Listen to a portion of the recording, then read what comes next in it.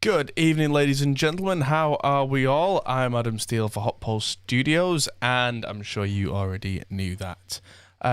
Good to see you all. Welcome back on this lovely, warm Wednesday evening in Britain. It's a strange thing. Looks like there's a few people watching already, so welcome. A few seconds ago, that said concurrent viewers 0, now says a certain number. So tonight, let's fill you in before we hit the intro screen. This album that we did for the 12-hour stream a couple of weeks ago, we mixed the entire album. We then polished and automated certain points in the mix. And now it's time for the all-important mastering. So the mastering is what we will be focusing on this evening, ladies and gentlemen. It's going to be a lot of fun. Let's roll the intro.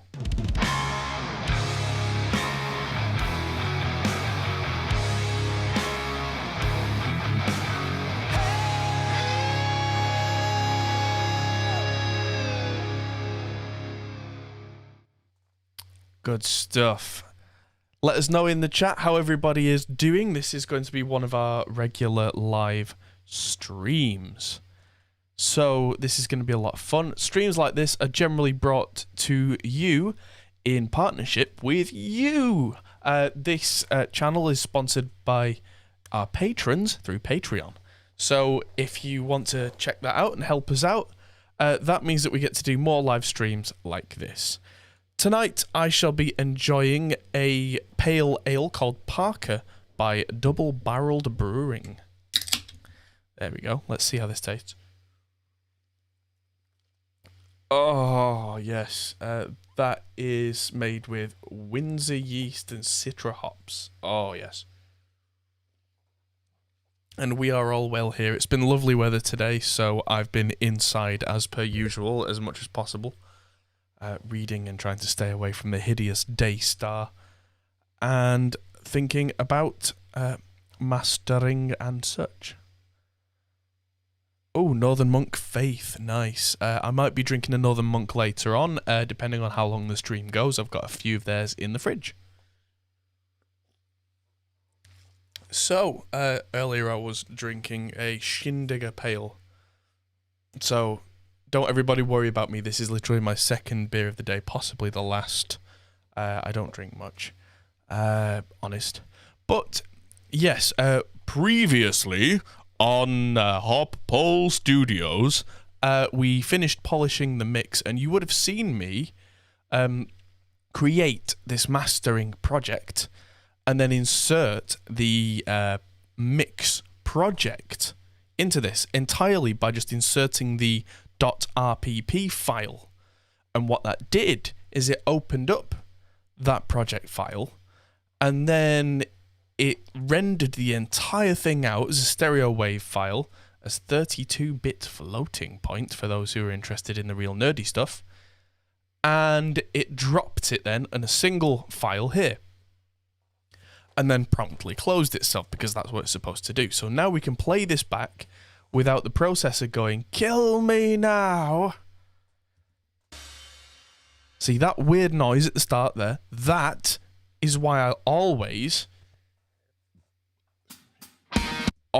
leave a gap at the start of projects, because it seems like one of the Stephen Slate drums has decided to play itself randomly. Now, if that was right at the start here, that cymbal wash would be overlapping the start of the album, which is not good for anybody.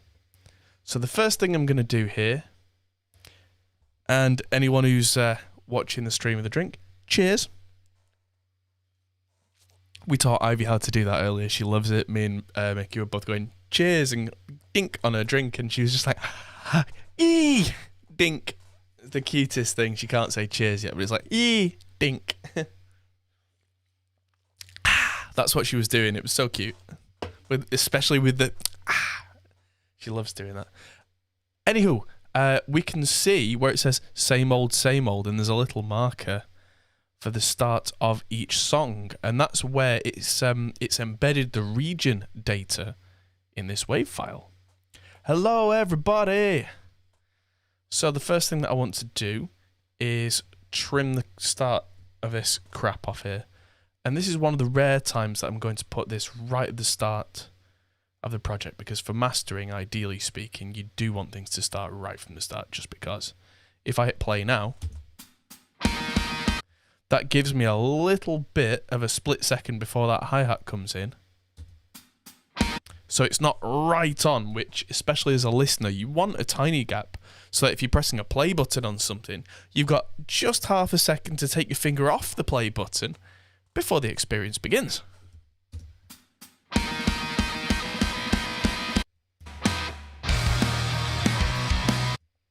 Cool, so the first thing that I want to do here is just make sure that these starts and ends are the right length, because like this is way too long, for example, which is absolutely fine. But what I want to also do is add markers and name them.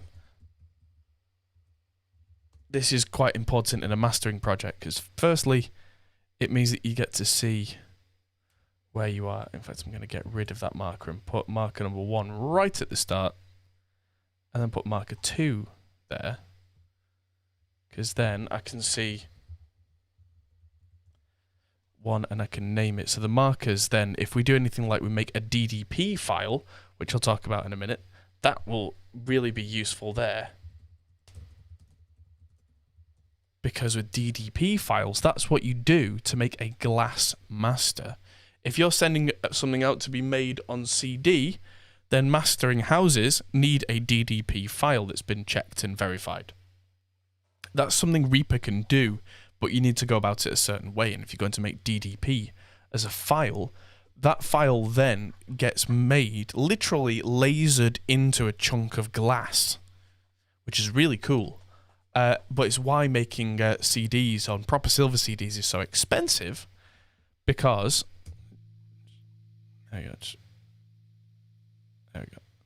Probably fade the end of the song out there and then bring back the clap. Bring that in a little bit. Yes, go ahead and hit the like button. So what I was saying about glass masters is it's quite expensive to actually laser that big thick piece of glass. Once that's been made, the way they then make CDs is they literally get a little tiny thin piece of foil, get that glass master and just go shtunk, and that stamps the shape of the CD in that piece of foil. They then put that piece of foil in between 2 pieces of plastic. I think it's in between 2 pieces of plastic. It might be on top of 1 piece. I can't remember. There's a subtle difference between CD and DVD. And that's it. The CD's done. They can then slap the printing on and off they go. So quite different from making a CDR, which is what you do at home. When you do it professionally, that's how quick it is, because it takes a long time to make a single glass master. But the intention is to make 10,000 or 100,000 or a million real CDs, and at the kind of speed where you're going stunk, next, dunk, next, dunk, next, dunk, next. And when you can make CDs at that kind of speed, that's how mass production used to work, and still does work in big factories. So let's just make sure this end feels right. This is the more mundane part of mastering, and you can see here that I've just put a big fade out on the end of this track. And then put a marker in here for bring back the clap. And because that name's been embedded in the region, I can actually see that there. We'll get onto the interesting stuff very shortly. But yeah, this is... There we go. That's where Flown Ploud starts. Or should I say Frown Proud?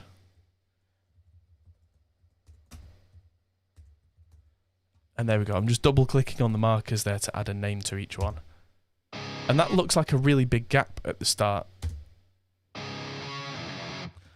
After a series of 10,000, you need a new master, maybe even less. That's fair, but it's still, you know, the principle is it's not something you can do at home. And to do it, there we go. This is where it gets interesting. With it's essentially a bit of a concept album type thing here.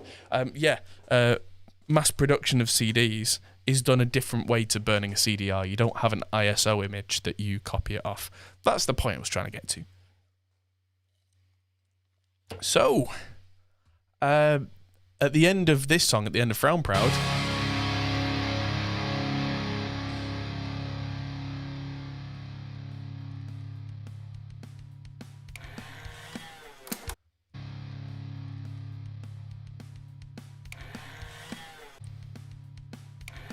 I'm gonna move the start of this next track to here. And this is definitely something I can do because I've got a bit of creative control. With these two markers here, if I was sending this to a mastering house, they would have put the marker here because that's where it's been specified, because that's a creative thing. 'Cause there's no gap in between these songs. And the reason that you make a DDP image doing this kind of thing is... hello, Eric.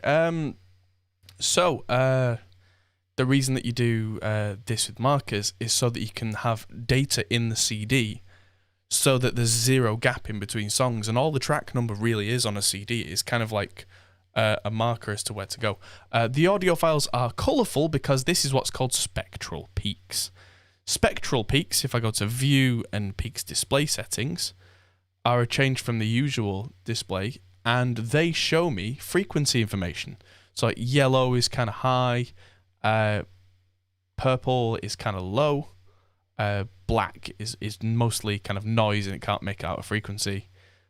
But there's different, like bright blue is usually sibilance. So we're moving into the movie here. But yeah, it's really useful as a mix engineer. There's a very definite end there. And that song needs that little breath in there. So that's Here's to You.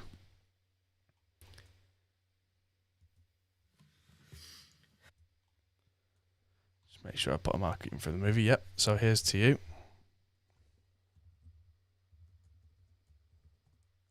Put that in there.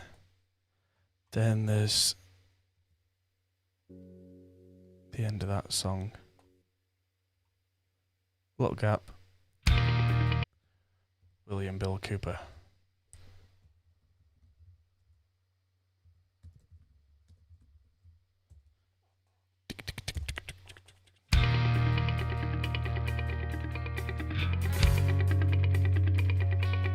Okay.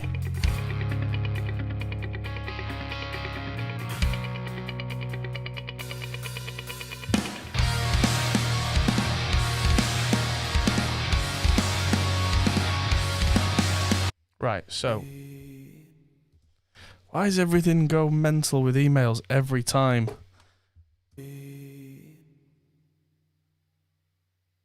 Right. So there's a gap there. I'm going to put the start of Ex Cathedra a little further in.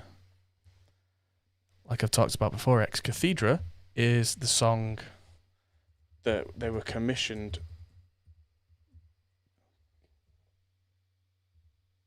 produced for the album of the same name, or for the film of the same name.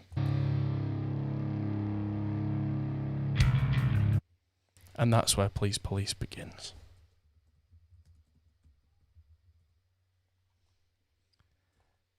Let's take down.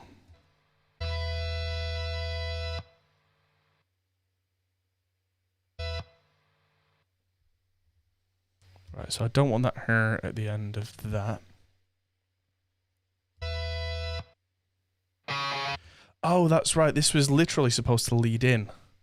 So something I can do here in mastering is butt the two up against each other.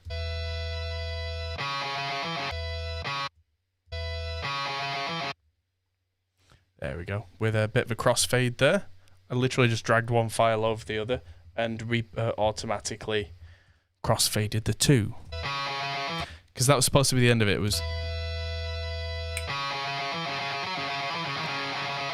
supposed to be this really high, scratchy sound.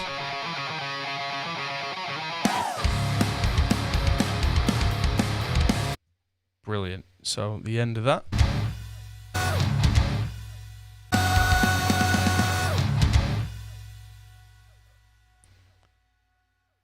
There we go. So standing on the stage.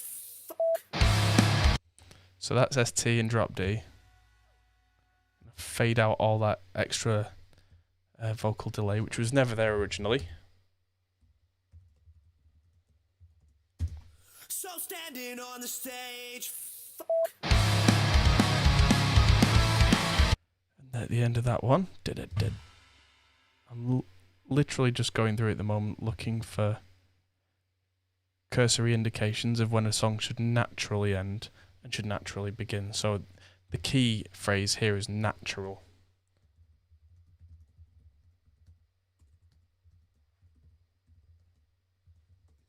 There we go. So I've now got, and let's just make sure it ends at the right place. Let's take this, we'll make this.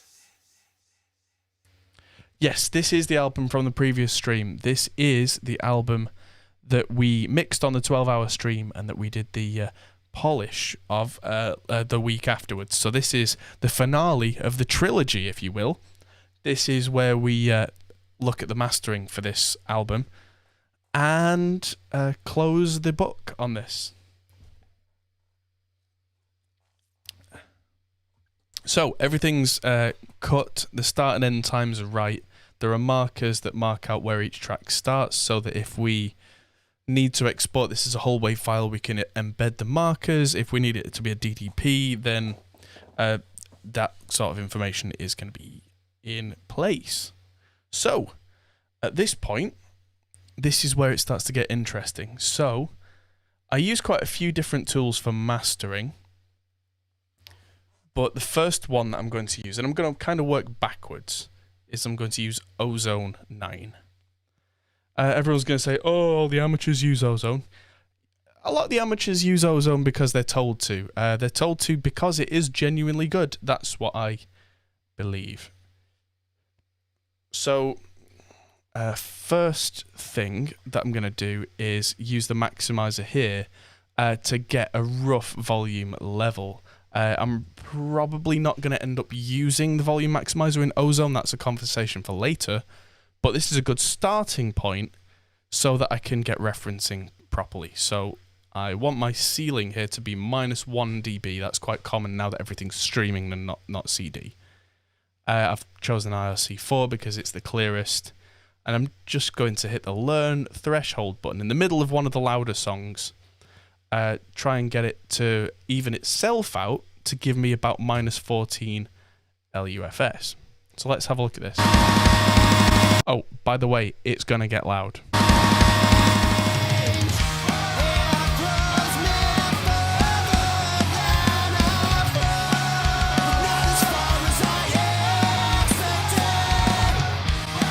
There we go.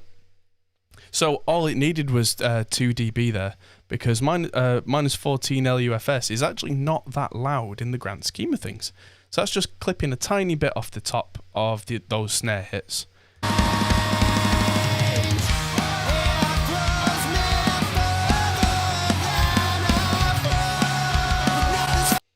Which means the snare is technically too loud right now, but as we start to push things, that will very much gel and become cohesive. So the next thing that I want to do is add a reference, because referencing is very important in mixing.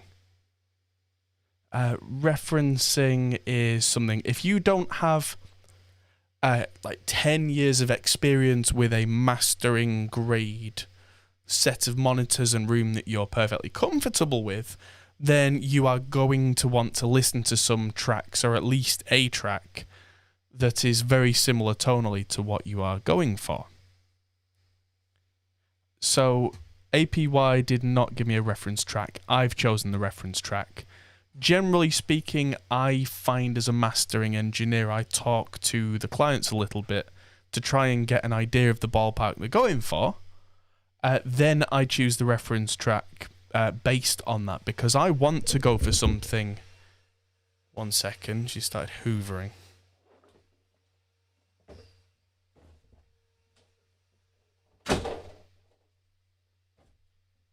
There we go. So what I was saying is I pick the reference based on what they've said. I listen to music that's in the genre that we're aiming for, and that is relatively recent, because relatively recent is quite an important indicator of current mastering techniques. Even though people say like, oh, the Metallica's Black album sounds amazing, the mastering's great. Yeah, sure. The mastering is great for 1991. We're nearly 30 years away from that now.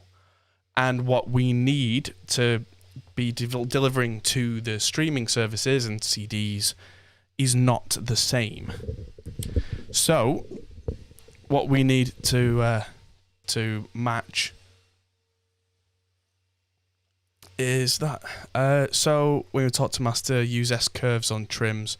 Depends on your trims. Use your ears. I mean, it's so subjective. I used tight fades here because these are all songs where it's literally just the end of a cymbal ring, or it's the end of a guitar note that's hanging a bit too long. Oh, a bit too long.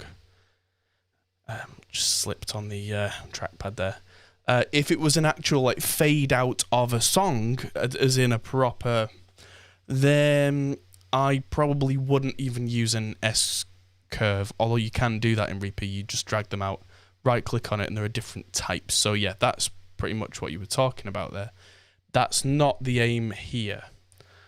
It's very song dependent. It depends what you're trying to do. If you're fading program material, then you do need it to be more gentle like that, but I'm not really doing that. It's a different intention.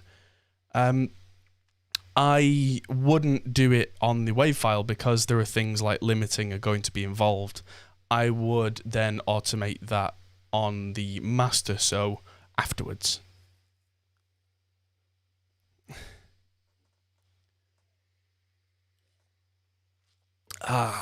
Tasty bit. So, I'm going to add my reference in Ozone. Now, I decided to use the latest Blink-182 album called 9. Then, because, you know, that's modern pop punk, this is modern pop punk, then I discovered that if I was going to use that song, which I had just bought off hdtracks.com, which is where you can get nice 24-bit WAV files of modern stuff, then when I got that, paid for it, found that if I used that in this video, it would be blocked in 246 countries. And we don't really want that. So what I've had to do is choose a different source, and this is one that's been driving me insane. This is Chelsea by Dragdundo. This is already a video. This is one that I've done a few streams of already. Facebook subtitling. I'm impressed that Facebook can do subtitles at all in real time. That's wow. But yes, Chelsea by Dragdundo. This is the official iTunes release of the Matt Good mix, which means this is kind of the official mix. This isn't my mix. This is by someone who is well known, and this is considered to be a standard in the pop punk field.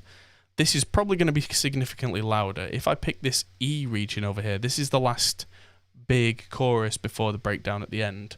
This is probably going to be louder than Midnightmares, so just be prepared, everyone, for if this is a little bit louder.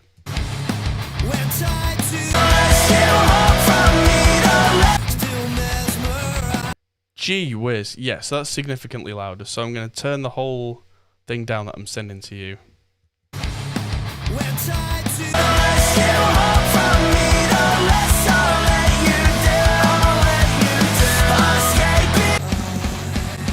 Right, so we need more volume.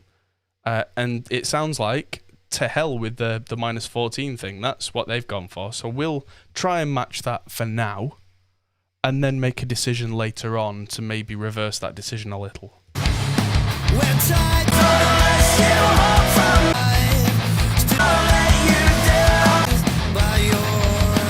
Right, so I've just cranked our volume by another 5 dB. And so now we're now hovering around -7, -8, and so are they.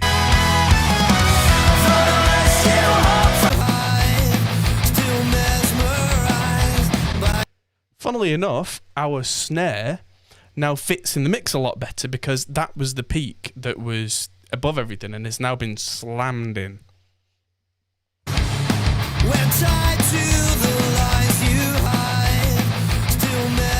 There we go. So I've turned it down significantly on your side. That's a good start. So one thing that I'll definitely have noticed, and you probably noticed as well, is that the song that we're referencing seems like it's got a massive mid bump.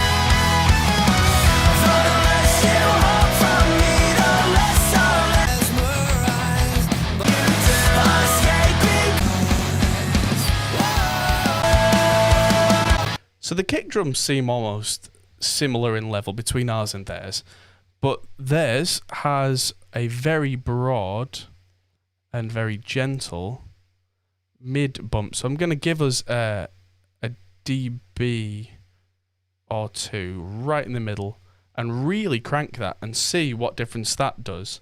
So that's just on a stereo EQ between us and the reference.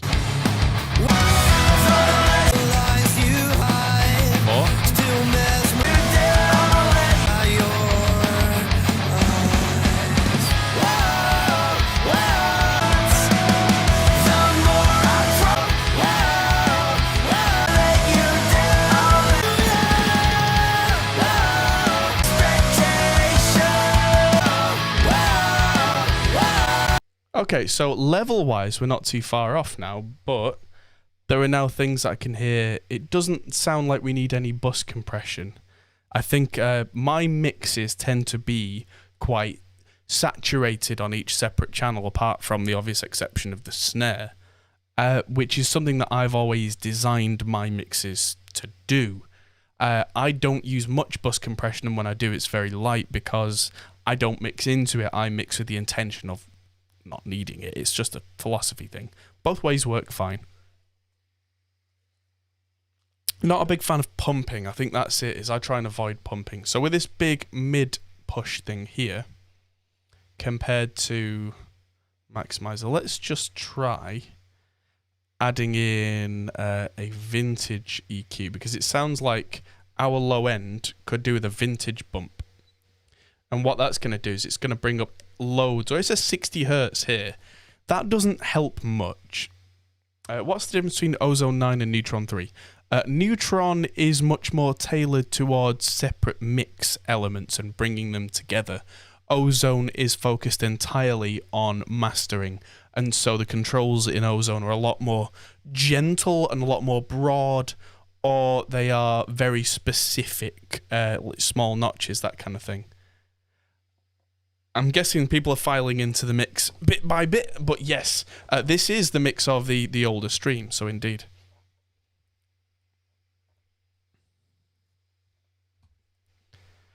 Uh, 0.7 dB would have been plenty. I disagree, because I'm using my ears, and forget what the numbers say. Does it sound right?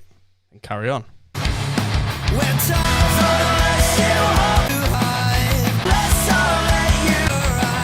We still need more in this low mid area, but I'm going to work with the vintage EQ a little first and go.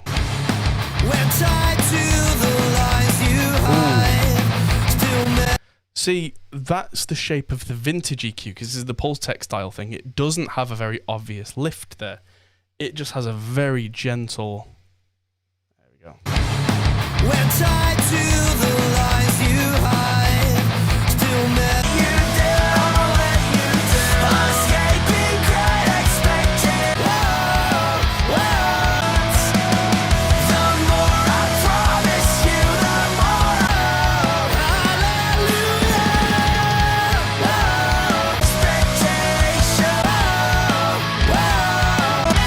There we go. There is a little bit now of a congestion, but that's not in the same frequency range that we boosted. It's lower down. So if you're describing muddy, I pushed that initial push around 1.2K. That is not the frequency range that we describe as muddy. So muddy is 500 hertz, give or take. So I'm going to use the vintage mid cut and just try taking out a little bit of mid.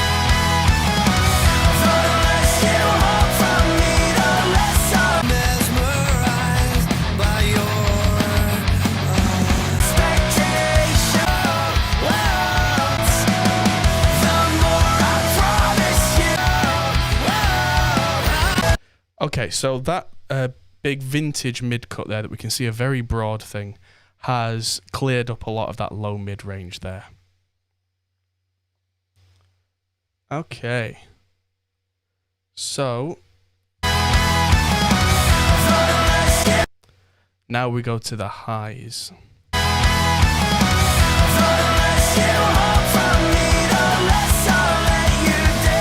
Helps when you're not on your reference. You have to be careful with high boost on a Pultec, because it will drag everything with it. And what we probably want here, there we go, is a slight Q to emphasize that 10K, but then take a dB back.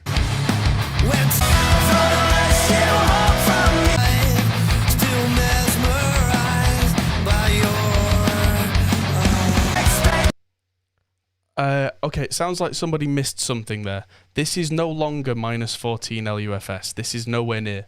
That was our starting point. Then we used the reference, and the reference was way louder.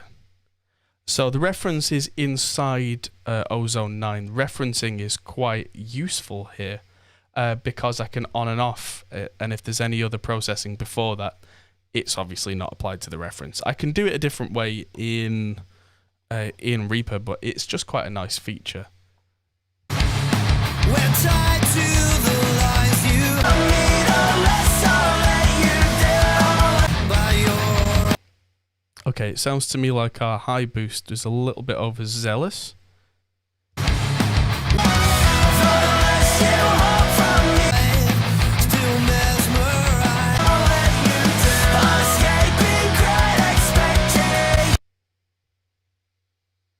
Okay, just to note to our viewers, this is me doing mastering and showing you how I do it. This isn't a kind of like, I'm not a robot to be instructed.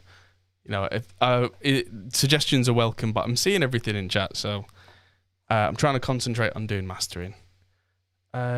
Grade? Worked out. Oh, right, good, yes. The Bommel, yeah, congratulations on everything being sorted out on your degree. Good stuff. Let's go to a bigger section of a big song.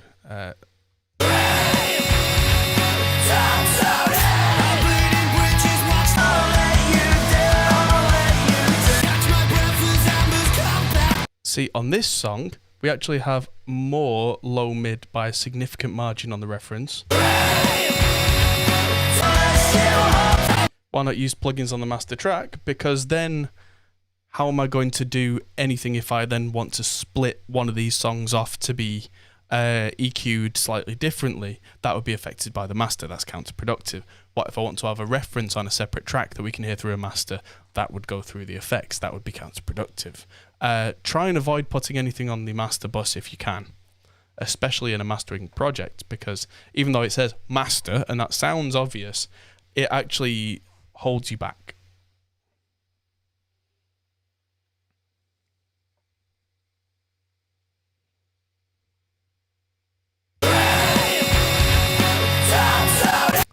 Also, I think now that we've done several EQ boosts, because I like to use broad EQ boosts, that's kind of my thing, especially in mastering, I can now back off that limiter a bit.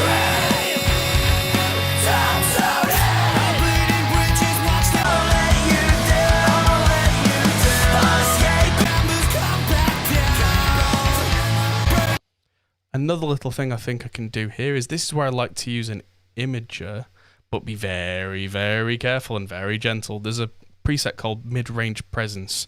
I don't like using presets, but it sets things up for me. It sets me up 3 bands with the crossovers in the right places.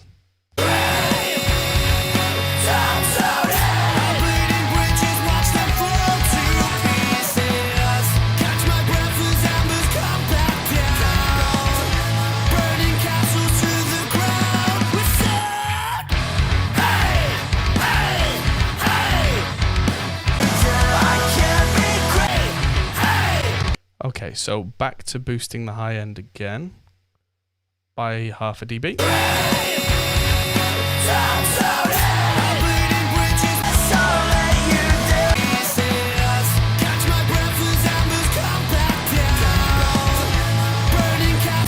And I've just boosted the lows a bit more, and I'm just going to cut a tiny bit. Boosting and cutting lows on a vintage Pulse-Tech style EQ sounds weird, but they actually work in slightly different frequency ranges. And so this should just clear up that muddiness a little, whilst also giving us a bit more of that low end bum bum bum bum bum. Hey, hey, hey. Let's all let you do.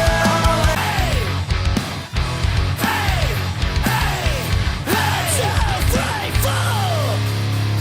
Here it goes, repeating in my head again.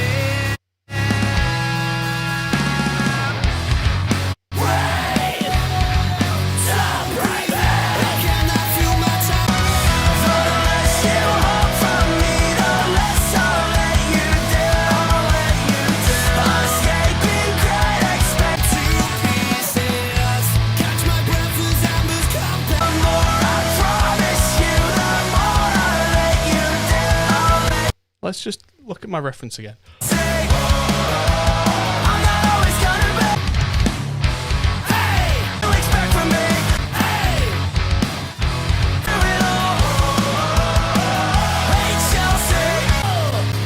Okay, so I'm going to change this EQ that's at the beginning to be a MidSide EQ and make sure that this is copied across from the mid to the side, because by default for some reason it doesn't do that. Channel link.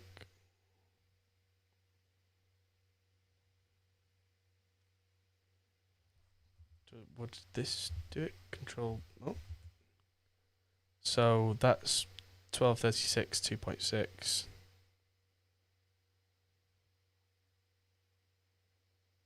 So I want these to match Q.3, but what I want to do.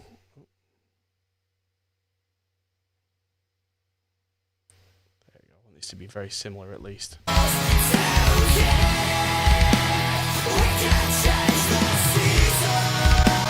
Is now I can get myself an extra band and just do a much more focused cue. I say much more, I don't want anything more than an octave because I don't want to be obvious.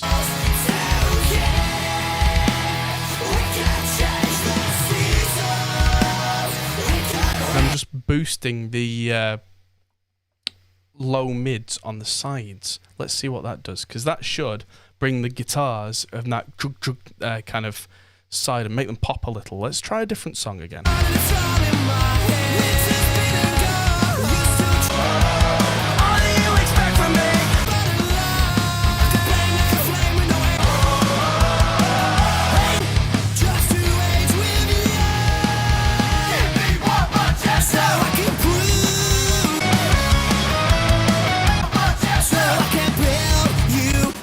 I don't think we're a million miles away, but at this point we can use something that I think is a lot of fun, which is the match EQ a separate thing now? I think it is. Yeah, match EQ. I'm not going to use the match EQ, but I just like to have fun with it. So what I'm going to do,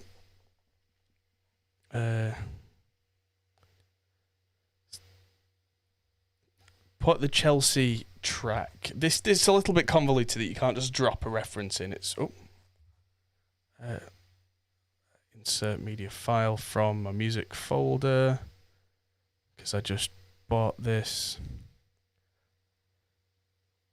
There it is.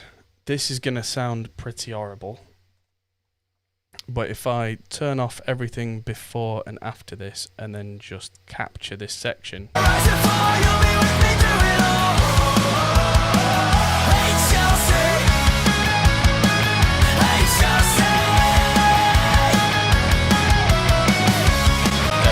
and that's given us a tonal profile of this section, which has a distinct 200 to 500 hertz slight dip there, and then doesn't start to drop off until about 15k, but then it does have a drop off. So, I mean, yes, it's an M4A file, we might need to be wary of that, but then I can turn everything back on and capture one of our own songs. Just delete that out of the project so that it doesn't accidentally get rendered at any point.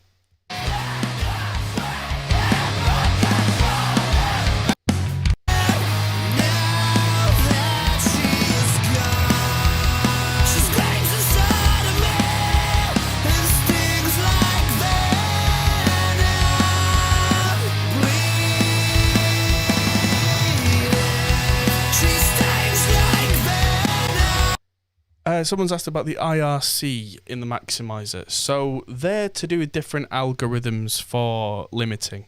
The IRC 1, 2, 3, they are the older isotope algorithms. I honestly don't know why they keep them. They sound much better the higher the number goes, but by consequence, they use a lot more CPU. And if you've got a powerful processor, you'll get much clearer limiting because they use more advanced look-ahead algorithms to decide when it should duck the volume with the least amount of damage to the sound. So back to the match EQ, you can see our EQ and their EQ are not a million miles away from each other. But believe it or not, our mid-range needs more. So we put that big mid bump there, and yet it needs more.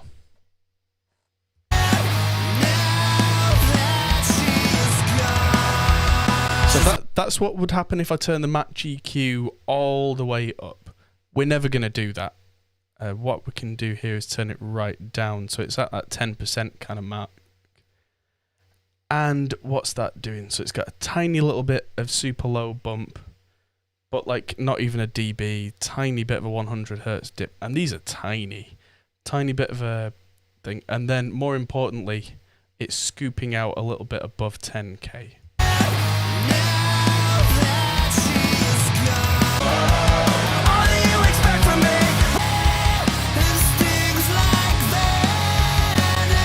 Now, when I do mixes, I do things like I have virtual tape machines and true iron on the mix bus. Tricky comb.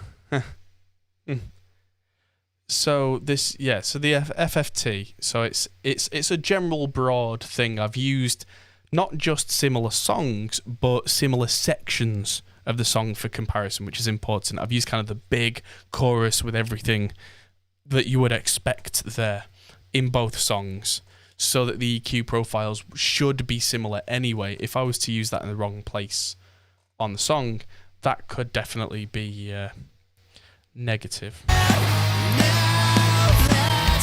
Now, this is where it gets interesting, because the last thing that I'm going to do, well, one of the last things I'm going to do, is I'm going to make a new track, mute it, and I'm going to put my reference straight into, I shouldn't really have got rid of, but I'm going to put my reference straight into Reaper, so that with it muted, I can just touch solo and do it without ozone. Refuse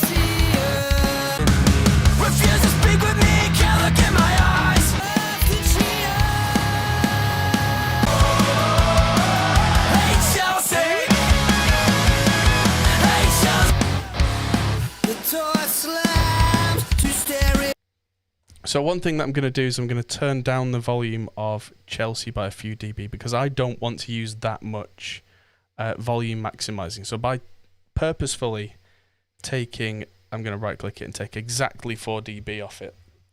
That way it was about -8 RMS and it's now going to be at -12. In fact, no, let's make it -2 just to be fair, so that our song to match it will be coming in at -10 dB RMS rather than -8, because I don't mind heavy rock and pop punk and that kind of thing being quite heavily limited, but there's a limit for me as to how much I like that before it really starts to destroy the detail. So now our reference is a little quieter, and I'm going to turn off the maximizer. I'm going to hit save. And recently I've gone back to using Slate Digital's FGX. This thing is brilliant. I mean, it's old now, but for whatever reason, I'm going to make sure it's 24-bit and -1 dB ceiling. It just allows, as a limiter, it's got an algorithm that has a punch and a crunch and a clarity to it.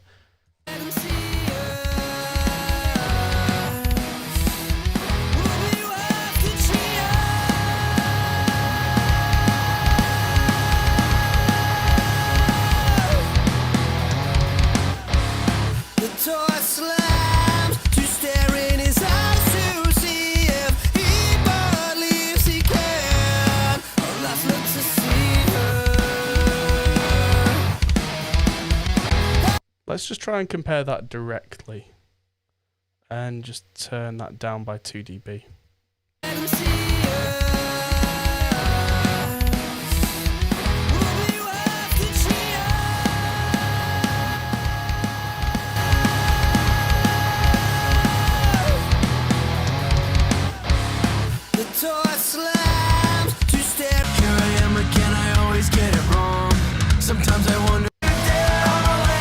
See, to me, and I'm going to keep comparing these, FGX does sound better. On paper, it's worse because, yeah, this is mastering indeed. I mean, hopefully I've named the stream right. But yes, so this is the mastering. This is comparing the finished mix up against references and trying to get them to match. FGX is the limiter that I've gone back to, that I stopped using. The limiter in Ozone is incredibly clean. It's designed to be as transparent as possible and as kind of straight down the line and clinical as it possibly can be. FGX isn't. FGX is decidedly designed to be punchy and crunchy and in your face. Doesn't work on certain genres, but on rocky stuff, it works perfectly.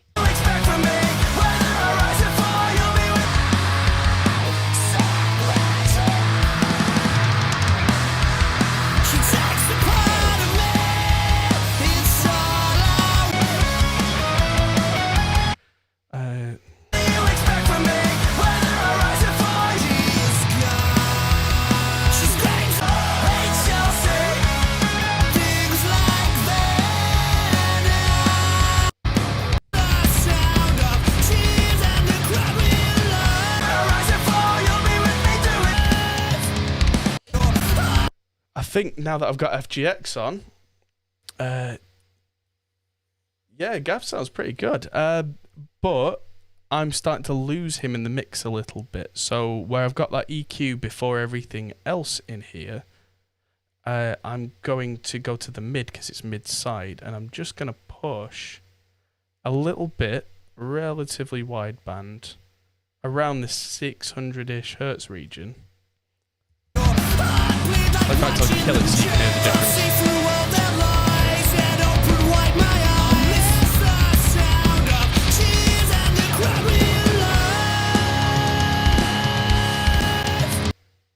This is what we really mean by mixing with your ears, not your eyes, because the thing about a mastering EQ is that if I was to do this on a mix with a standard mix EQ, that looks insane.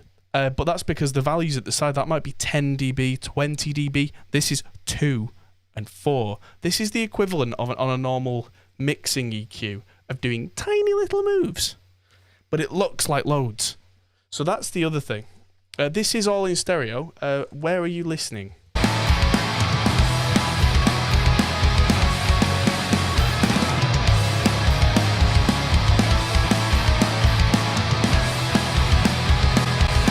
What did I use for the guitar tone?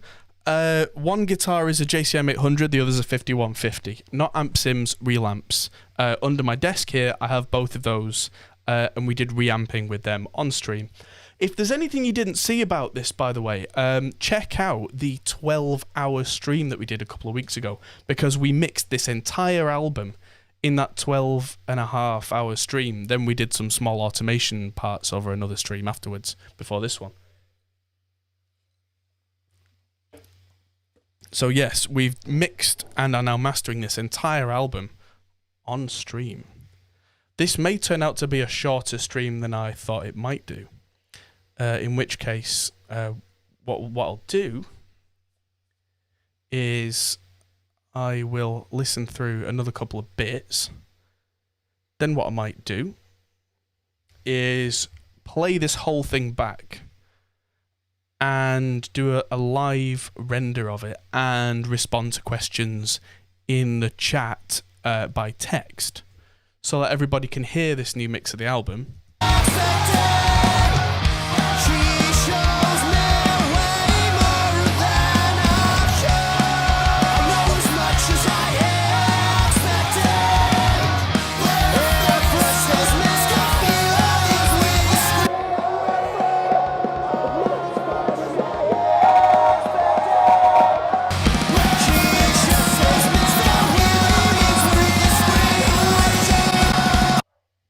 yeah, I wouldn't suggest watching the entire 12 hours in one go. I mean, I wouldn't necessarily watch the entire 12 hours full stop. I know that doesn't sound like the right thing to say with it being my own channel, but if you watch kind of half an hour, then skip ahead, and then skip ahead, you might miss some points that I'm talking about, but you'll see it come together, which is kind of the important part.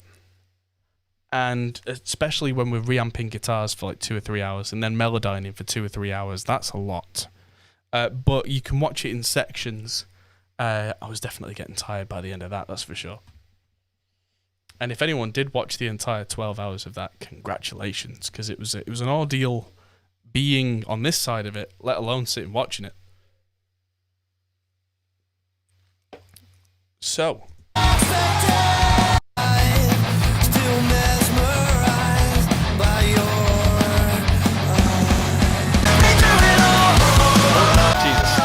Sorry about that. I'll want our reference track to be here. And that's the other reason that I don't have any processing on the master bus. It doesn't sound-wise do anything different, but I can just solo this reference and it won't be affected by anything.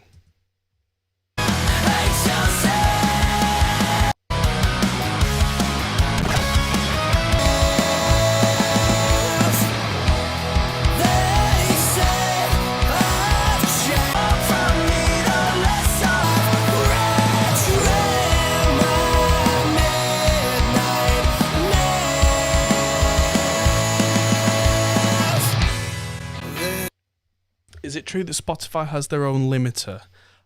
No. Spotify does volume matching. It is not a limiter.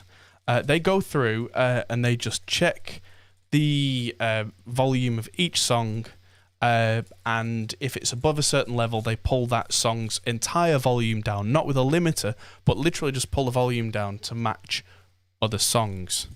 To a point, there's no need to absolutely slam the volume, which is why I brought my reference down by 2 dB, because I didn't need to be that loud. But there is a benefit, especially to like rock, to hitting a limiter relatively hard within reason, because there's a sound to it that has become a part of the genre. LUFS is what it would be, and even saying LUFS is useless because every streaming service has their own measuring system. Like Tidal measures it differently from Pandora, differently from Spotify, differently from YouTube, differently from iTunes, differently from Spotify, differently from anybody else. They literally can't agree on anything. So they've all, within reason, most of them at least, gone, oh yeah, we should, by default, normalize all the volumes. A good thing for me to show you now, actually, would be if I were king of the forest. No, I'll best not sing that, I'll get in trouble. Is loudness penalty.com. Because loudnesspenalty.com, you can upload a WAV file here, and it tells you exactly what each streaming service will do with it. Now, it's like I said, it's genre dependent. You might still want to really hit limiters if that's part of the sound you're going for. And in modern rock, within reason, it is definitely part of the sound, because like when these kicks and snares are hitting that limiter, they quickly just dip the rest of the mix, and it's a stylistic thing that can sound quite nice. And it's, if you don't do it enough, then suddenly the snare sounds too loud, or the kick sounds too loud compared to the rest of the mix.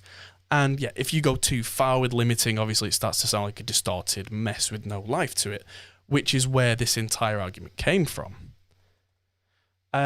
Someone's asking in chat how old I am. Okay, this one's going to be fun. Everybody guess. Everybody in chat, unless you actually know, in which case, hold back. But yeah, everybody guess. Actually, guess two things. Guess how old I am, and guess how long I've been doing music production.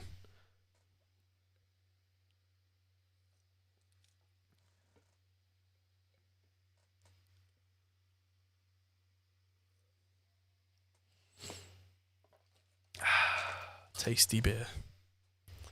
I play a little bit of this song back just to check the limiter.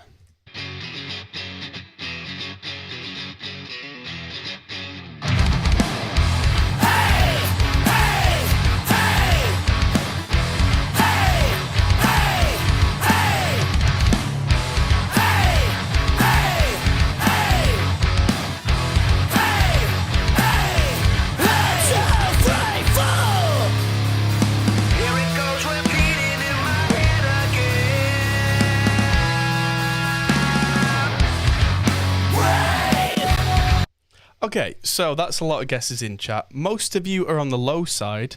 Dan Barr got it bang on, and so did Rumi. I am, well, as of next month, I'm 34, so I'm probably older than I look. I don't know why. I'll take that on the chin. And I've been doing this since I was 14 years old, so I'm coming up on 20 years of doing music production. And I mean, like, every day pretty much. I am obsessed. So that's why when people say, oh, you know so much, yeah, I started early. I had a 4-track Fostex cassette recorder, got into using Sonar when I was 15, went to university to study this from 18 for 4 years, opened up my own studio straight away afterwards, then became part of a media company and did filming and film sound. And from there, then opened what became Hop Pole Studios about 10 years ago. So I've been doing this a while.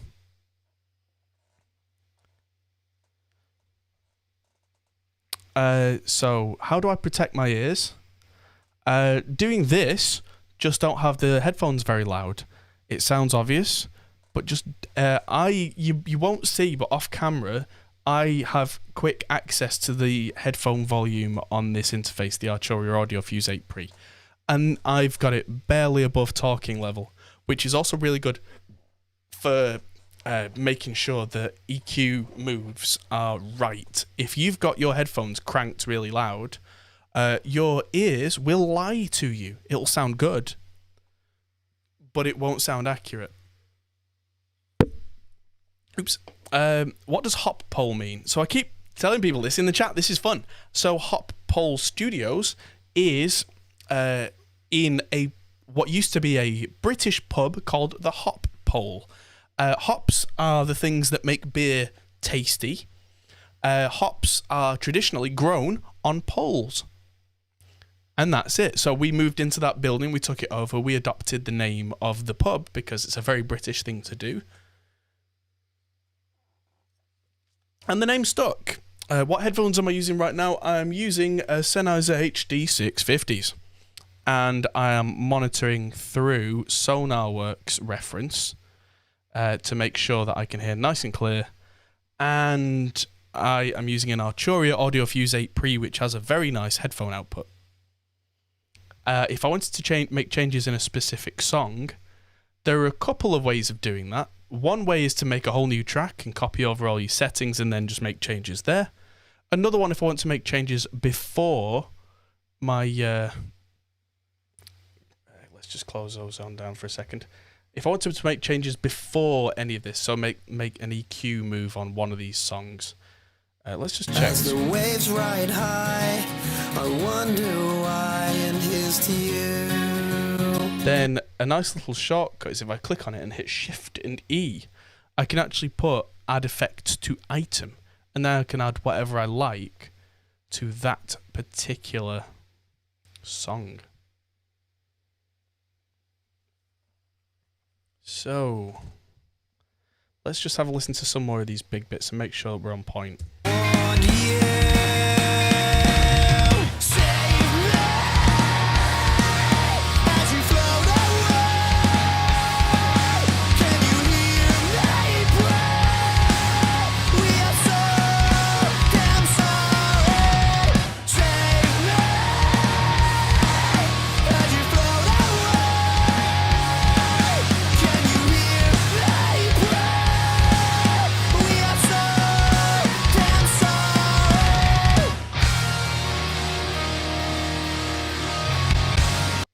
Another thing I think I've got away with here is I've not needed to go back and change the mixes at all, because if I did that, that'd take a good long amount of time to re-export that. And it's something you really want to avoid. Obviously, you want to make sure your mixes are right to begin with. Have I heard about White Sea Studio? Yes. I don't watch his videos. I find it hard to watch. How many mixes have I done since going professional? Oh, geez. Lots. I mean, I did one last night on stream. I'm stretching, but well over 100 albums. Let's put it that way. So, yeah. Yeah, I've done a lot. How many mixes did I do before I felt good about my work? I didn't count, but I'd say once we set up Hot Pole Studios, I was kind of there, but not quite. And it was another couple of years into that before I really didn't just have to obsess over a mix for months and months to be happy with it. I am constantly learning, constantly improving, but yeah, it's one of those things that you can just work on. How many? If you put a modern song into Reaper, which is mastered, why is it clipping? That's a good question. If you put a really, really loud wave file into Reaper, it'll come up really loud, but it won't clip. If you put a really loud MP3 or M4A or any encoded file in that's really loud, chances are that will go above 0, because what's happening is that really loud file is actually a compressed file, data compressed, not audio compressed. And when the data is turned back to PCM audio, so like basically a WAV file, it ends up with parts of that volume that go above 0. Which is why you're really supposed to have your ceiling now. It's suggested to be like -1 or even -2 is suggested by Spotify. Yes, so yeah. Is it okay to make your tracks clip above 0? In a WAV file, that's not possible. If it's in an MP3 or an M4A, then as long as the record label are happy with it, then fine. I personally don't like to do that. I'm a lot more particular about making sure that it doesn't clip back in the analog domain when it gets converted, because I want the maximum fidelity to come through the headphones. But for some record labels, especially a few years ago, louder is always more good. So they don't care, and I'm not a big fan of that. But I like loud. I like really loud. I don't like digital clipping where it shouldn't be there. And is it really possible to do all the work in native Reaper plugins? Well, I did that mix of Chelsea a couple of weeks ago using entirely Reaper plugins, and it took me, 3 hours, 4 hours? It's doable. I like using third-party plugins. Mastering for me is a little different. For me, without a really good modern brick wall clipper limiter like FGX, you will struggle, because the inbuilt Reaper plugins are great, but I don't think there is one in there that is this good or even close in terms of retaining all the punch and detail and clarity when you really crush it. That's the only thing that you really, for me, need to buy something external. Everything else you can do natively, I just prefer... Yeah, adjust the clip gain so it doesn't go over. That isn't possible when we're talking about encoded files. That's the problem, you see. When you make an album, you tend to make it for CD. You tend to make it in your DAW. You make it uncompressed. As soon as it's saved to something like an MP3, it's compressed. And when it's uncompressed, then that's when it kind of constitutes and starts to go above 0. So that's why the ceiling on these things is so important, and that's why FGX, a lot of streaming services, like if you do mastering specifically for iTunes, and you want the mastered for iTunes sticker, if you want that to be properly authorized by them, it must have a true peak limit of -1 dB maximum, absolute maximum. Because if it goes over that, they will not allow it. It just isn't allowed. You heard the song already. The snare wasn't too high. Does that mean? Sorry, what are you saying? Standing here upon this lonely stage where gunshot never. Are you suggesting that the snare is too high, or are you asking whether the snare should have been higher? If you just clarify that for me. But yeah, it's worth mentioning that the snare originally, I mixed with the intention of the snare being above the rest of the mix because it's such a high transient that when you come to brick wall limiters, quite often that transient gets cut off. Okay. Trying to get your guitar to sit nice with easy bass. How do you adjust the levels in your DAW? Yeah, you turn your volume sliders up and down. How loud should a high gain guitar be versus a bass? I have no idea. I don't have what you have. I'm not hearing what you hear. I suggest if you're relatively new, watch some mixing tutorials. Watch some of the ones that I've done, watch some of the ones that other people have done. You will see things that will completely change the way you think about fitting instruments together. You might not get everything that's been thrown at you first time round. That's certainly how I felt when I started, but I caught things that really started to help me understand how it fits together as a jigsaw puzzle. Oh, lots of questions tonight. How close is reamping real head and real cab and real head with wall of sound? They're getting closer every day. I still, in an ideal world, like to use real heads and real cabs.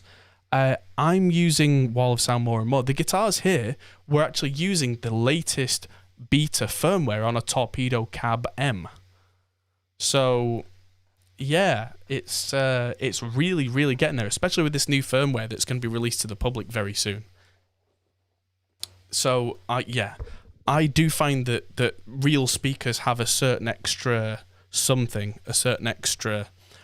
It's hard to put your finger on it, but especially when you're using two microphones or something like that, physics starts to happen and magic happens, and it really is hard to describe.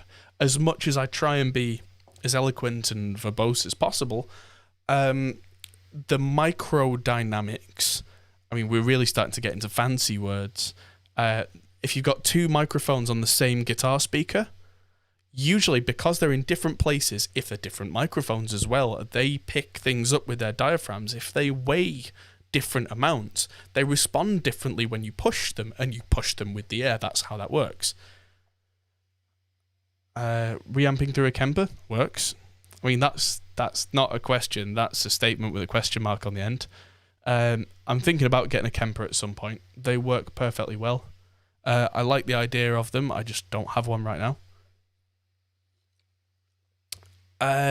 What do I think about Reaper 6.1? It's great. That's why I'm using it. Thanks, Chris. So yeah, get drums to the right level. Bring your bass up until it sounds right. Bring your guitars up till it starts to feel right. Yeah. And then that's a very good starting point. And then if they still don't quite fit right, it's usually a frequency issue. And then you start molding your frequencies and then repeat the process. What am I drinking? So I'm drinking Double Barrel Brewery's Parker Pale Ale. It's 4.5%. Nice, easy drinking. Not going to kill me. What sort of drum mics are my go-to mics? That depends what I'm recording. If it's something like this where it's really high gain, I tend to use an Audix D6 in the port of the kit because it's got loads of low end. I've started using a Shure Beta 91A quite a lot because that's got loads of click. I've built my own sub-kick microphone, like the Yamaha sub-kick. There's a video about that on the channel. Top of the snare. I've recently been favouring the SE Electronics V7X, which is kind of like an SM57 but tighter pattern. Yeah. Oh well, yeah. If people are against moving the sliders up above 0, which generally is a good idea, don't do that. If you can help it, unless you understand why you're doing that. If things aren't loud enough, turn up your speakers, turn up your headphones before you start turning up channels, because even if your levels aren't near the top, they all add together. So by the time they've added together, you're starting to overload everything. If you start pushing the volumes, you will just start to overload things and it will always sound worse. What's the crash count? Oh, the crash count. So the crash count, occasionally, plugins make Reaper crash. And when they do, we up the crash count. Generally the crash count's 0, but when we did the 12-hour stream, I think it was a crash count of 3, because especially Melodyne can be very fickle. And if Melodyne decides to misbehave, it will destroy your instance. That's why I save all the time. Have I tried the ML2 on drums yet? I've got a couple of them. They're kind of cool. I like them on toms quite a lot. I've got a vintage 421 and a D112 for my floor tom though, so you know I don't need to replace them. Yeah, mastering stream turns to a Q&A. This happens a lot. Missing comment on Acer 7. I didn't see anything about an Acer 7. I don't know what that is. If I could sell you an 8-channel motorized fader controller that worked mostly out of the box, my 30-second sales pitch. Well, my 30-second sales pitch would be, what are you doing using motorized faders? Everything's quicker with a mouse. Throw it in the bin. Unless it's what really works for you, in which case you know what you like. I used to have a vintage desk that had motorized faders that I patched into Reaper. I used it about twice because, well, unless it's got channel strips that specifically say what channel you are moving above those motorized faders, it's completely useless for me. Because if I don't know what I'm moving, I can't work blind. I can't do that.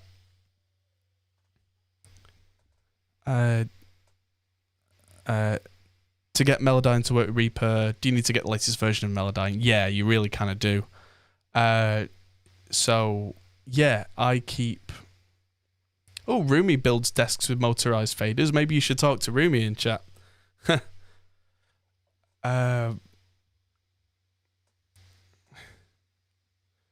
Okay, last question. It's my mod Marty is giving me a boot to get on with it. What do I think about the Behringer 19A compared to the Beta 91A? Don't know. I've not used it. So, I mean, if it's a clone of one or the other, then it's a clone. A clone's a clone. It'll do a similar job. And if that existed before I bought the Shure, I probably would have bought the Behringer, to be honest. But it depends. If it sounds good enough, it is good enough. It sits inside the kick drum very softly, so I'm not worried about it being battered around unlike some other microphones. So I wouldn't be particularly precious about buying something like that just to try it. Yeah, I spent years, just off topic for a minute, obsessing over motorized faders. I wanted one of those 24-channel Tascam US 2400s for a long time. And then I got motorized faders on an old Yamaha desk, which I patched into Reaper. Ended up not using it because it just isn't my thing. It doesn't work any faster for me than mouse and keyboard. So every setup, mouse and keyboard every time. Do you really need a DI box to record your guitars? You have a Focusrite solo. You absolutely need a DI box with that old piece of crap. Yes.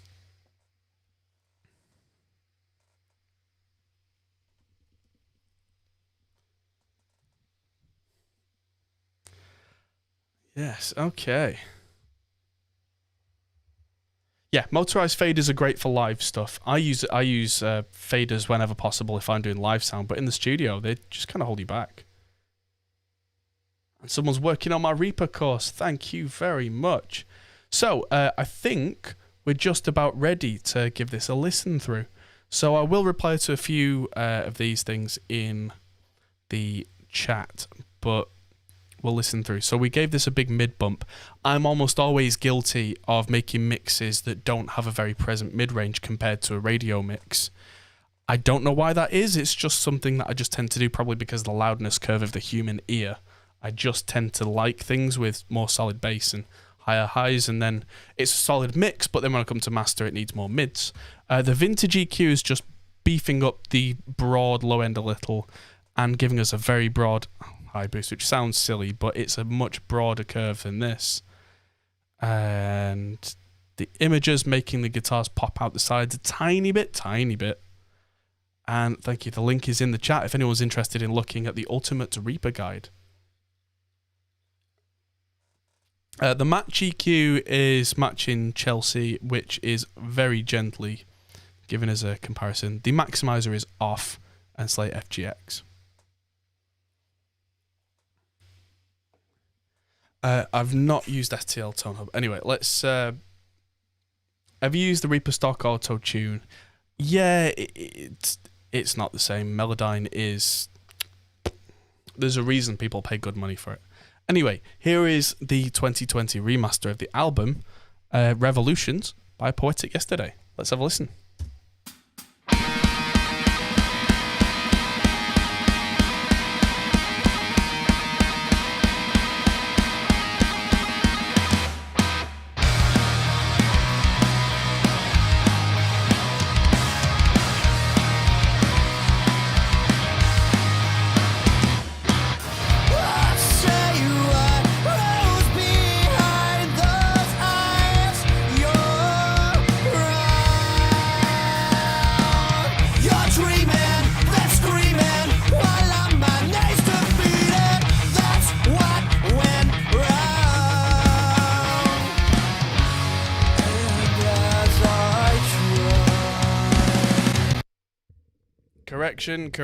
Correction. Right, what we're going to do, sorry everybody, is wait. In my main studio, do I master with hardware or all in the box? I master all in the box. I believe that mastering, for me, is better when done digitally with no extra conversion, because I don't have the kind of converters and outboard gear that would warrant being used. There's no point in me sacrificing quality. Let's say that the in-the-box stuff is 99% and the outboard is the top 1%. If I've got poor quality conversion, then that's going to drop it by 5% or 10%, trying to get that 1%. That's silly, that's not worth it. But if I had really nice conversion going in and out on the loopback and something like, a Shadow Hills mastering compressor, the really big scary thing, I probably would use that, but I don't. So I use the best means to an end that I have. And also it depends on what you're doing. So I want to include markers, yeah. Okay, so what I want to do, I'm getting off track again, is I want to do a online render. So I'm going to render the entire project as a single wave file, including the markers in it. And that way it's going to be an entire album and we can send that off. So, doing it this way, we're still going to hear it, but it's going to make me a file at the same time.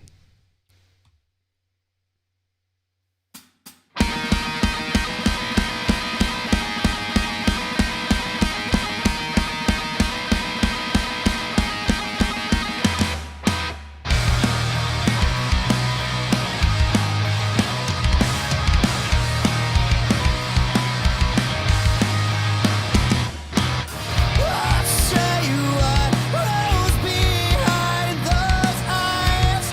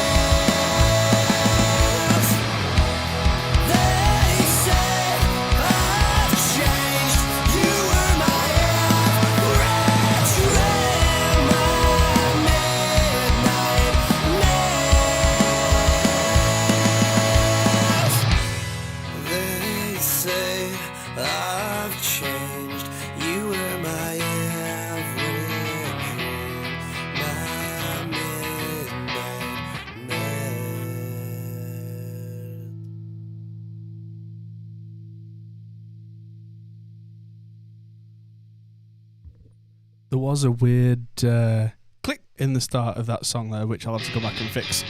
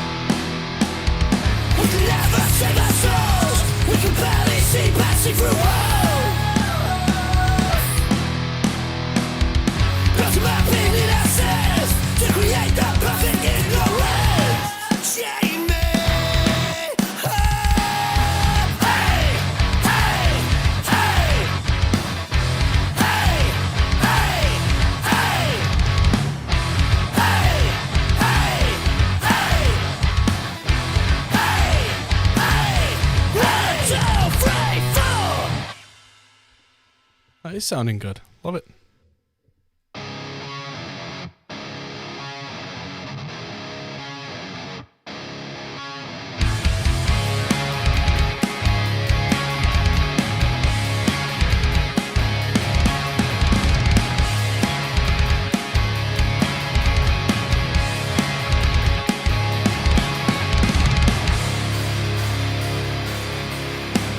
Sit back, relax, fall back, and watch me flow again. I'm not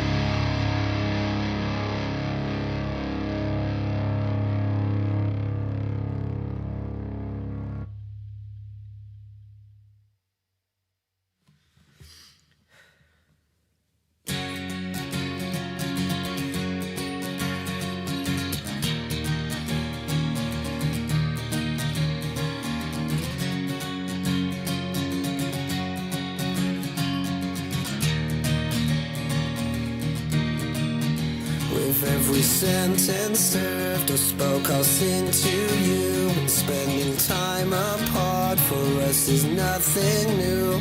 As the lights fade now, the sun burns out, and here's to you. Every single sail filled with poisoned air is pushing us together in the tides we share. As the waves ride high, I wonder why, and here's to you. So take your time, waste it all on mine. 'Cause when secrets come home, so do I. And take your time, waste it all on mine. 'Cause when secrets come home, so do I. So do I.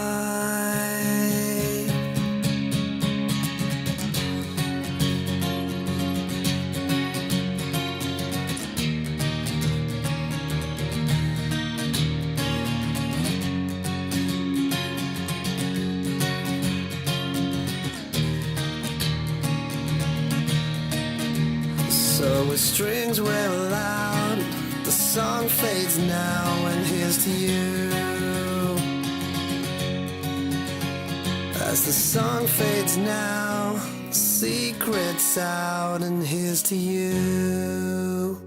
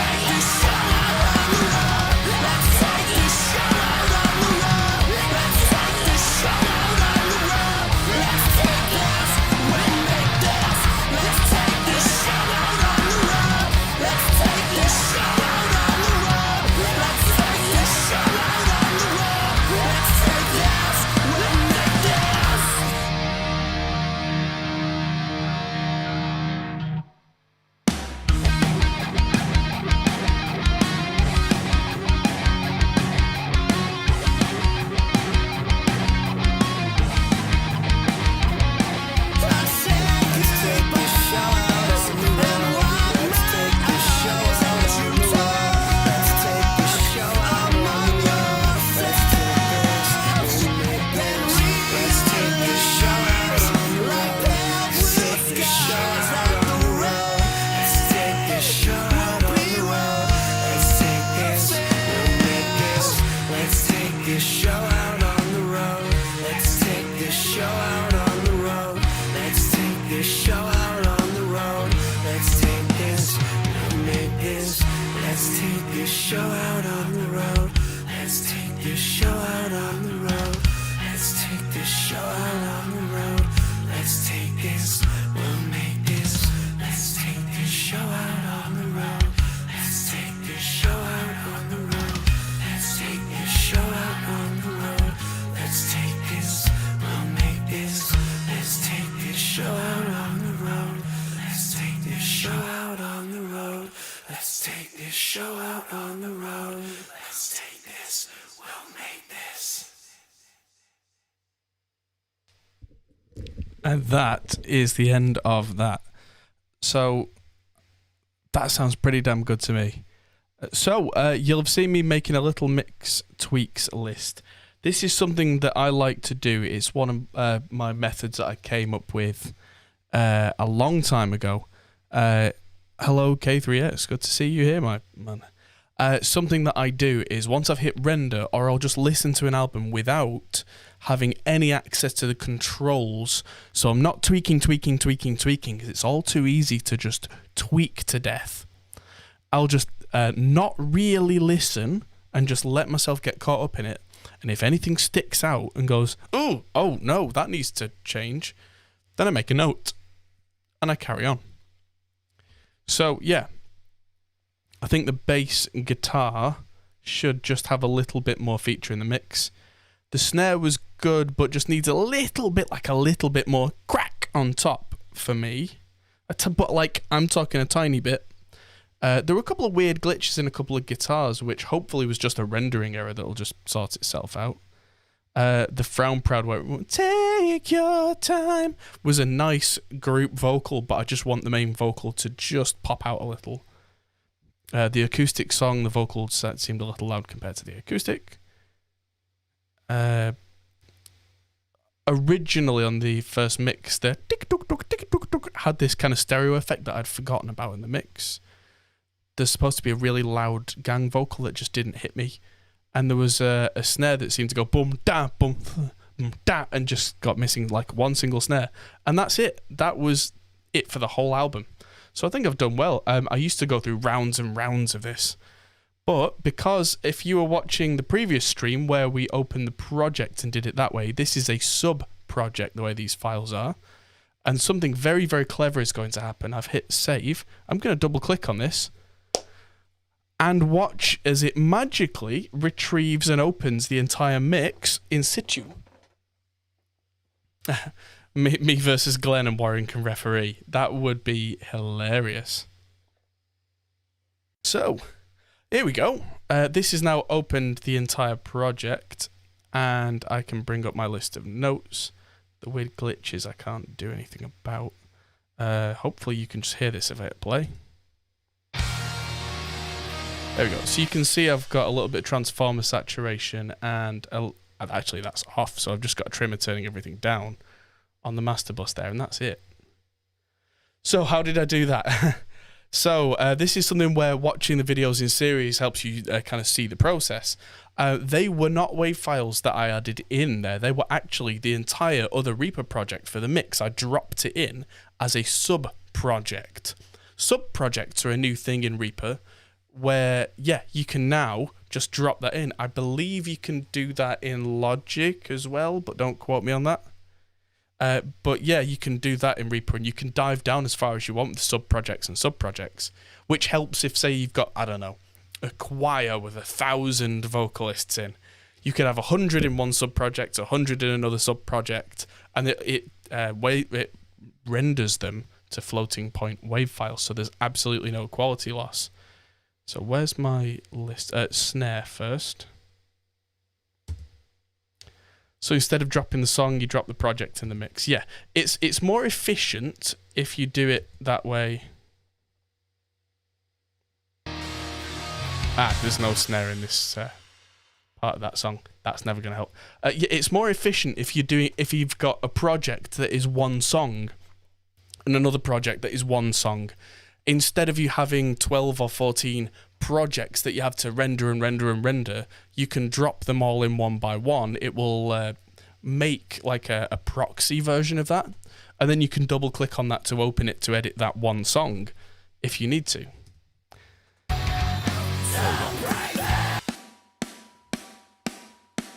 So there's one snare. Oh, that's got a big...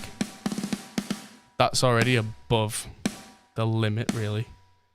So I'm just going to take my main snare, put the air plug-in on. There we go. So there's that. I don't think I have a video about sub-projects yet. It's a relatively new thing. This is the first time I've really tried it. I knew it was available a little while ago, but I generally haven't used it up until recently. So, bass.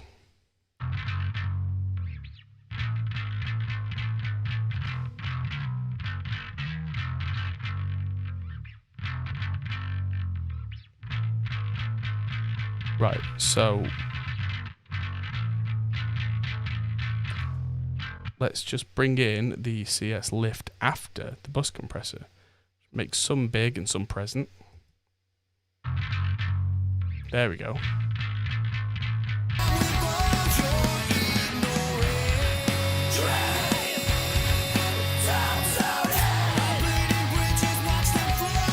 There we go. Frown proud. There was take your time on me.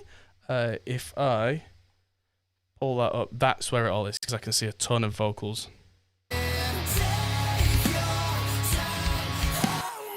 That's the one I want to bring up.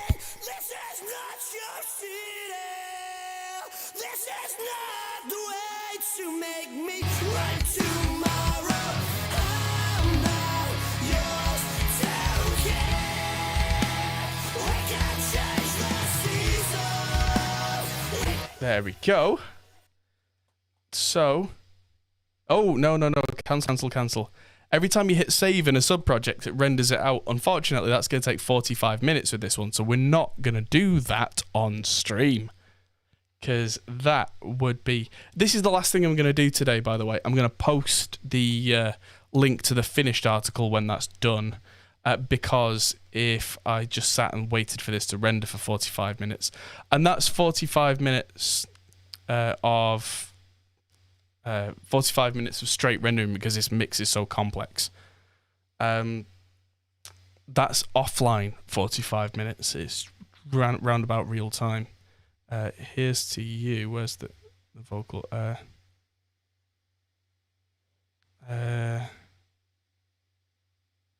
So I'm not going to re-render the proxy just yet. I can keep hitting cancel. And for this song, just bring down... There we go. Just by adding a couple of automation points to that vocal. Bring that down. That's probably about that. There we go.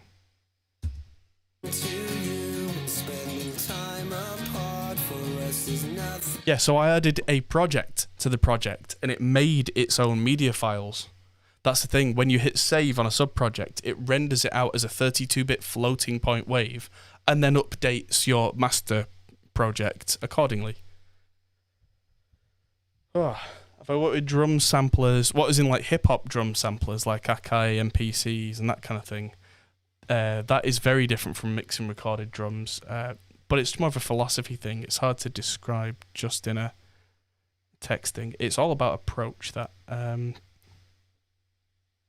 let's skip over to Please Police. It's going to keep asking me that. Easy drums. These are drum samples right now. This is actually MIDI on this. That's not a real drum kit.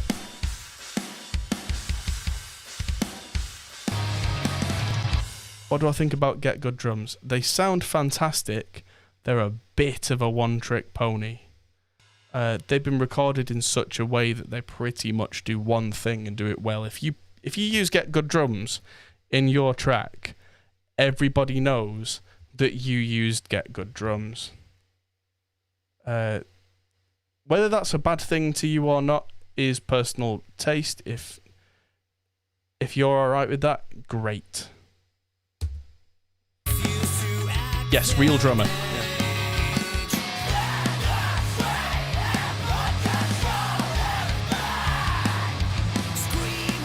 There we go. That needed 4 dB of boost on that. And there was a weird on the last song. There was after that quacky guitar comes in. Let's open this up. I think I can see it. Oh no, there it is. Bring the velocity up on that.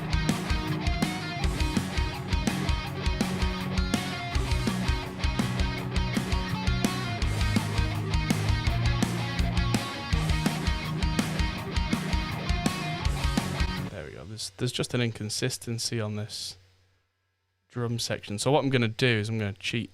I'm going to slam them all to absolute full, take them down a little bit, and then use the H for humanize, and that'll give me a slight randoming within a certain parameter that I get to choose. Let's see how that sounds now. But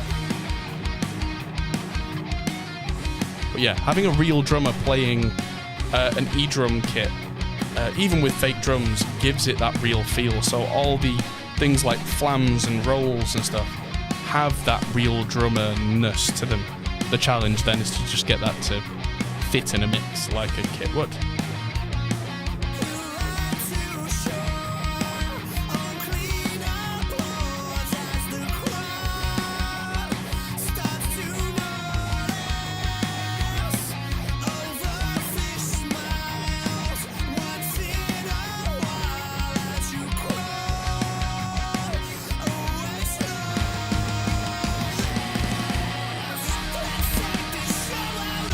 Okay, so that's all done. That's all my mix tweaks apart from William Bill Cooper, which had that.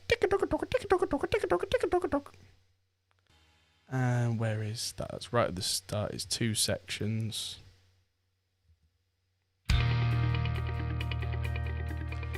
It's not Superior Drummer in this case, it is Stephen Slate Drums 5.5. It's all about how you treat them. Choose your drums appropriately. Make sure the MIDI velocities are not just maximum all the time, because humans don't play like that. Then split out all your separate microphones. Then treat them like a real kit and see how far you get.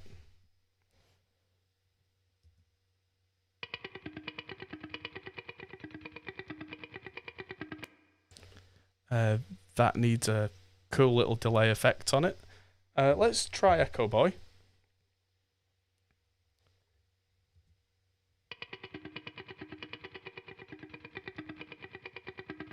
Ah, there it is.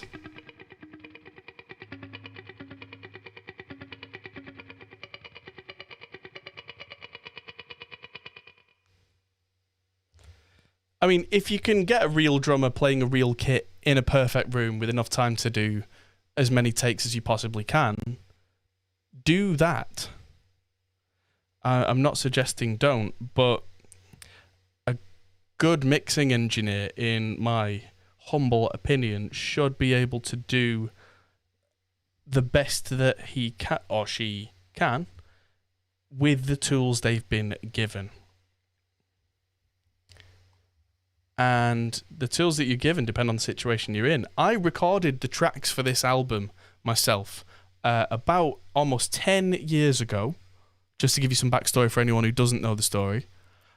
When we didn't even have a proper recording studio, we basically had an extra little room in our office because we were a film production company at that time.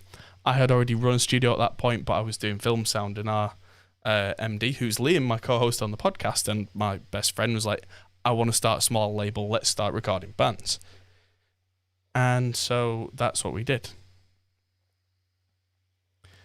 And we ended up tracking this through a Behringer mixing desk, Behringer DIs, a relatively mediocre Edirol conversion and interface box. But it's what we had at the time. It's what we could afford. It's what we did. And we ended up with something that, mixing it with modern tools in 2020 and another 10 years of experience, ends up with this.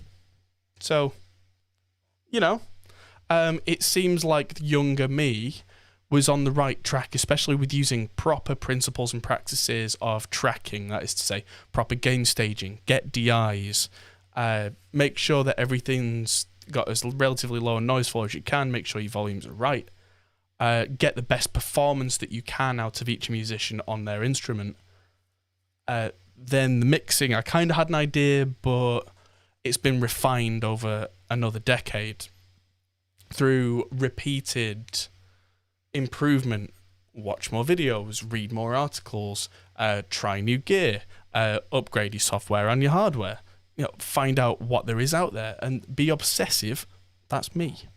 So I'm going to hit save on this, and that's going to start rendering out that wave file, which you'll see the levels go any second, and you'll also see the computer that I'm using start to stutter.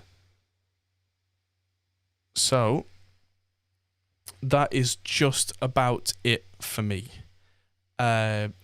So that's it for questions, I'm afraid. But if you want to jump on the Discord, we're going to start talking much more on our Discord. I put the link in the chat there. So we've had another couple of people join there. Good stuff. And so, yeah, feel free to jump on and we'll get conversations going over the next couple of months. We'll build up the Discord. We'll get more and more people, more channels, more all sorts of stuff. And I will present everybody with the master.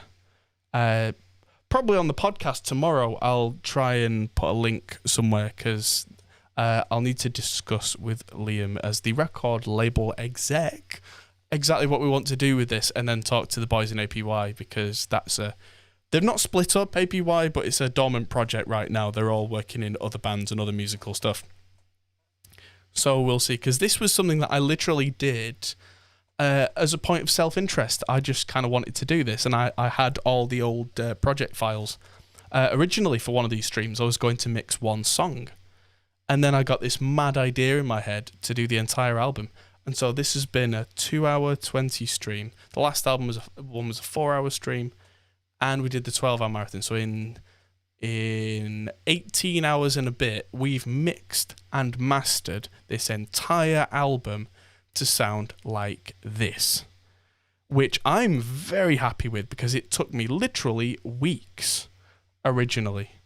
So I'm going to get that Discord link in there again. So I think we've done pretty well. And yes, I want to just say one more last massive thank you to everybody for tuning in. This is the end of the APY streams.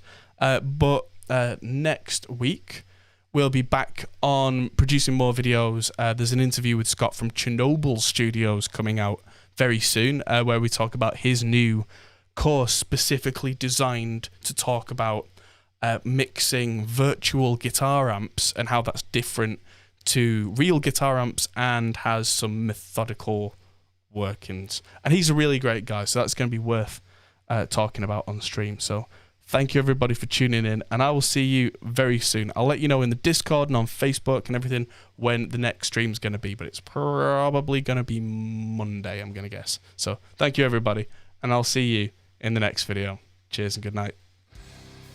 Thanks for watching, guys. If you enjoyed this, feel free to check out our other videos, as you can find here, or check out our Facebook and Twitter, or our Patreon page, which helps us to make more videos like this. Thanks for watching, and we'll see you in the next video.